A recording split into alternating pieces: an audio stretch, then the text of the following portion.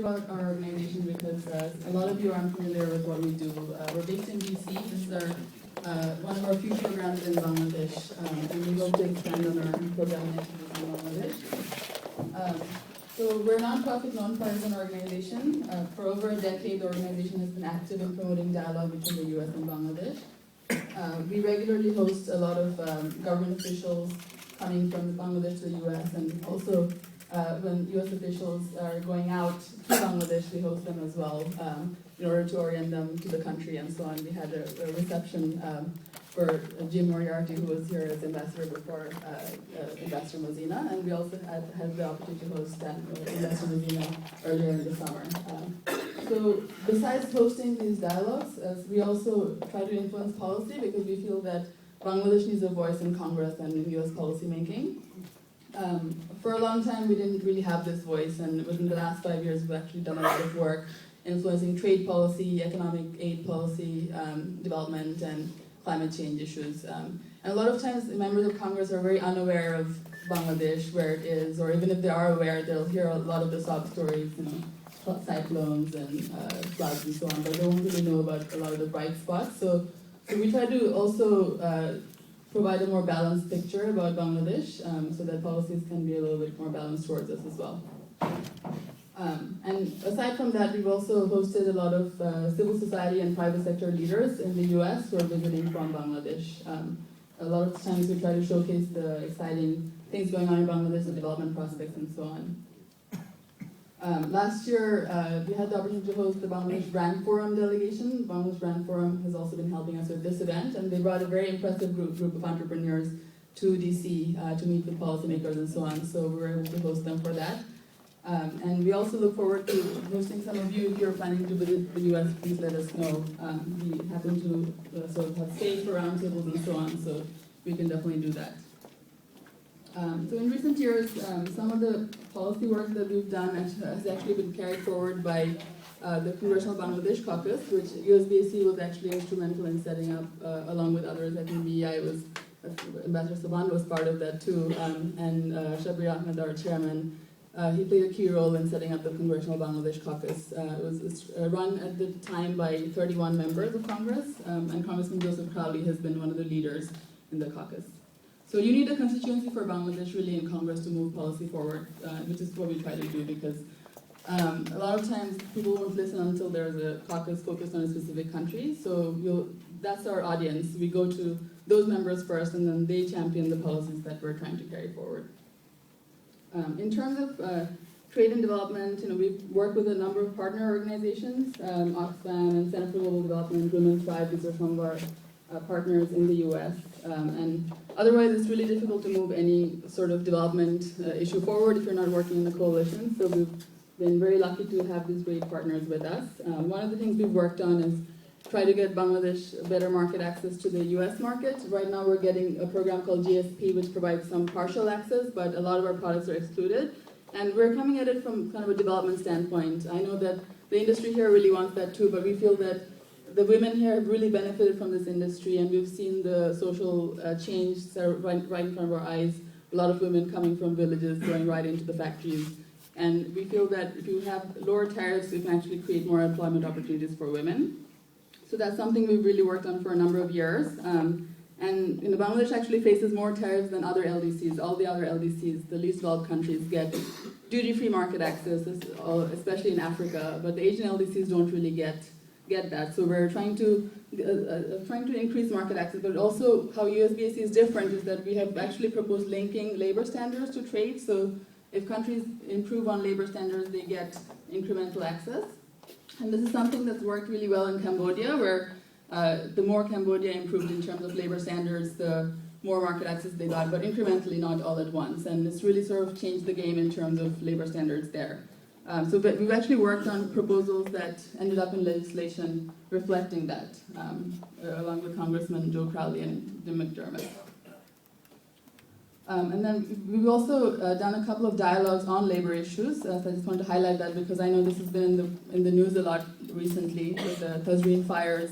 Actually, after the Hamim factory fires of 2010, we held a couple of roundtables with leading brands, US brands like Gap and Walmart, as well as leading labor groups like AFL-CIO and Solidarity Center and others, in order to find common ground and find ways in which that the brands can work with the labor group to prevent fires and so on. So we also believe in working outside of policy to bring people together to really work on these issues, because a lot of times you don't need a policy change, you just need people to cooperate. So I just want to highlight that we've done that as well. On climate change, we've been pretty active. We've tried to get more funding for Bangladesh for climate change, given that we're a especially vulnerable country. This has been a struggle, but we've collaborated with a number of organizations. There also, Oxfam has partnered with us, as well as ActionAid and others. And what we're really trying to do is get Congress to a lot more funding for adaptation, so that USAID and others that are working here, NGOs who get government funding, can do their job better.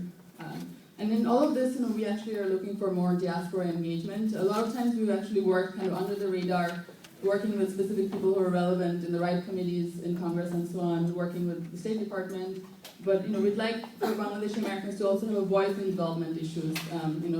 Everyone's really sort of doing a great job in terms of investment and so on outside of policy. But if there are things that we can move within the policy realm, we'd love your help with that. Another area is the Millennium Challenge Corporation, where if Bangladesh actually improves in terms of governance and transparency, we get quite a bit of funding towards development projects that are actually their allotment is determined by stakeholders here, so not necessarily by government, but stakeholders in Bangladesh can determine where the funding goes. It's a very sort of stakeholder-oriented process. So we've tried to get more funding for Bangladesh for the MCC, but Bangladesh has to really move the bar on governance in order to get that. In a lot of the policy areas, we actually work with local partners too. BEI, CPD have really been great allies for USBAC in all of this work, aside from our US partners as well.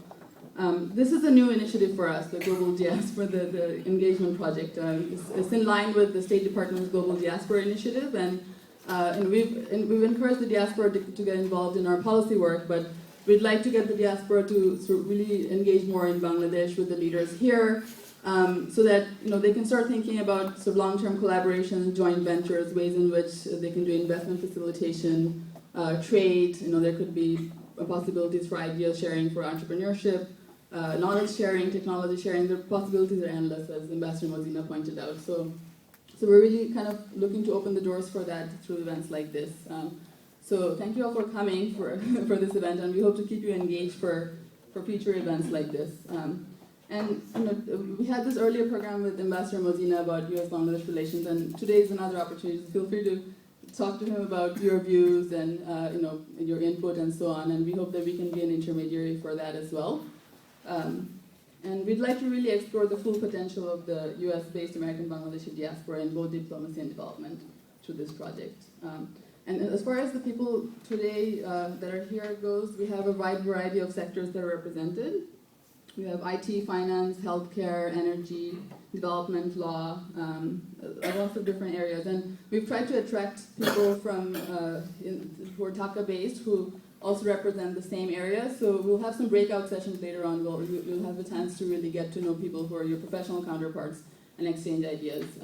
And so we don't know exactly what kind of collaboration there will be, but this is kind of the opportunity to engage and see what comes out of it. So that's kind of what our hope is through this event.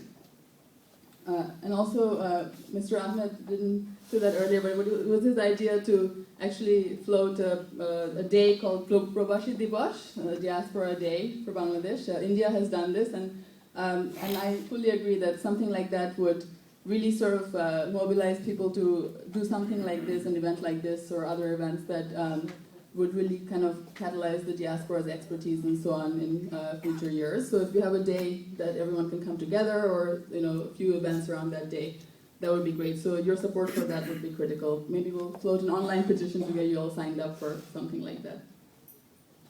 I want to just give you a snapshot of some of the events that we've done through USBAC. So if you can get the next slide. So these are the areas that I just already mentioned.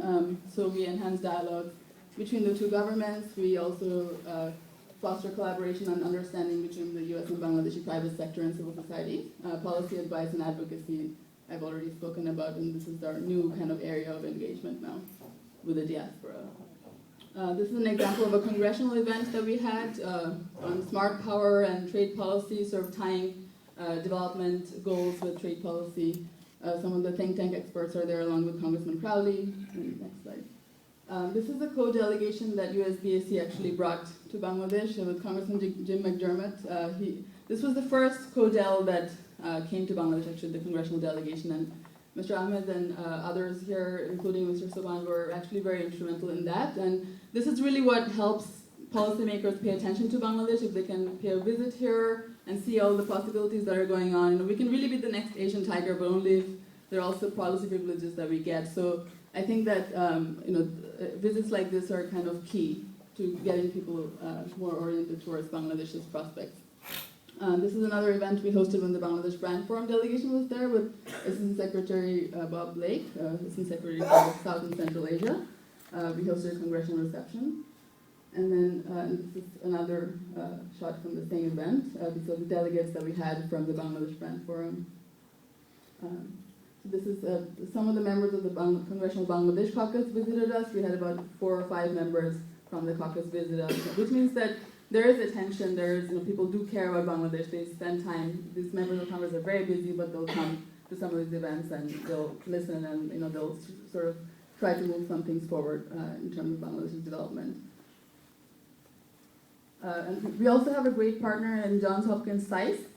So this is an event we co-hosted with SAIS on a new report that Asian Society had released last year that USBAC had also worked on enhancing trade and investment between the US and Bangladesh. So we also have alliances with some academic institutions because we feel that research is also critical in terms of policy.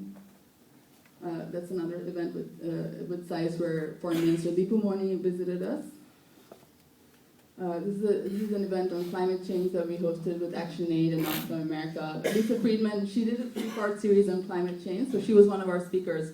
So we also try to get journalists to do exposés about some of both the good stories and the bad stories. So Lisa was very good in pointing out, there's climate change, but also there are some really great projects where people are adapting to climate change.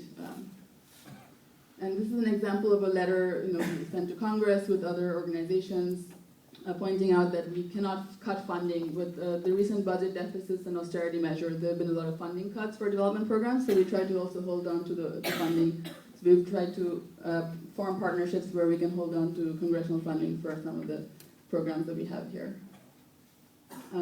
This is another example of what we've done is on the MCC, the Millennium Challenge Corporation. The Congressional Bangladesh Caucus actually reached out to us, their members, and they were like, can you guys please tell us why Bangladesh should qualify for the MCC? So we actually did a report for them showing where we've made progress and where we haven't made progress. And then we also drafted a letter which they signed, all 31 members signed, and then sent to the head of the MCC. Unfortunately, we still haven't qualified, but it's going to be a process. So these are some of the steps that are involved in getting there. This is our program with Ambassador Modina earlier in 2012.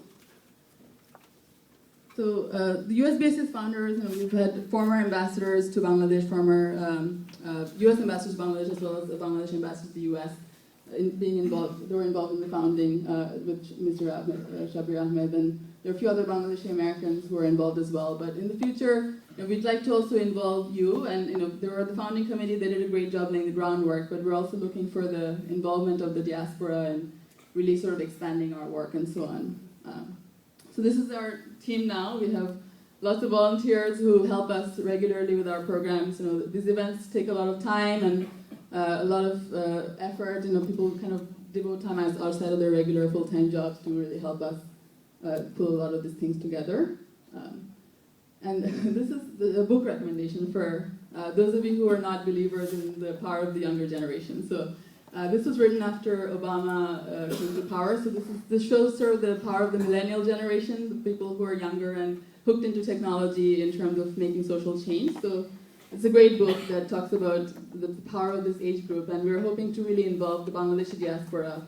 I mean, the people who are not young don't feel excluded, but we're definitely inviting younger people to come join us in our efforts.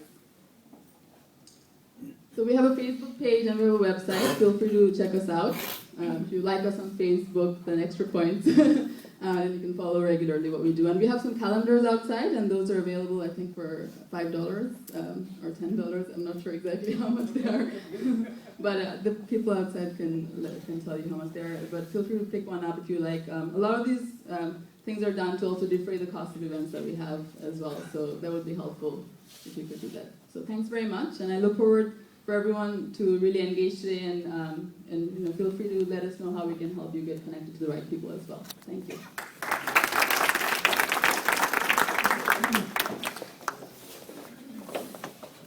The ambassador has a very busy schedule, so before he leaves, I would like to ask all of you to kindly introduce yourselves. So why don't we start from the